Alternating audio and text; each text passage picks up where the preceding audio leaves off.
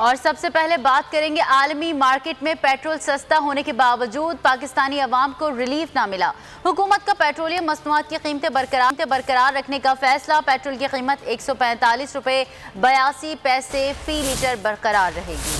मंडी में पेट्रोलियम मसनूआत की कीमतें गिर गईं, मगर पाकिस्तान के अवाम को रिलीफ न मिल सका। हुकूमत ने पेट्रोल महंगे दामों फरोख्त करने का फैसला कर लिया। पाकिस्तान में दिसंबर के पहले 15 रोज के लिए पेट्रोलियम मसनूआत की कीमतें बरकरार रखी जाएंगी। वजारत खजाना ने नोटिफिकेशन जारी कर दिया। नोटिफिकेशन के मुताबिक पेट्रोल की कीमत 145 रुपये 82 पैसे फी लीटर, हाई स्पीड डीजल फी लीटर कीमत 142 रुपये 62 पैसे, मिट्टी के तेल की फी लीटर कीमत 116 रुपये 53 पैसे, जबकि लाइट डीजल की फी लीटर कीमत 114 रुपये 7 पैसे बरकरार रहेगी। वजारत खजाना के नोटिफिकेशन के मुताबिक पेट्रोलियम मसनूआत की मौजूदा कीमतें 15 दिसंबर तक नाफिज रहेंगी। सब्सक्राइब करें और बेल दबाएं ताकि कोई खबर रह न जाए।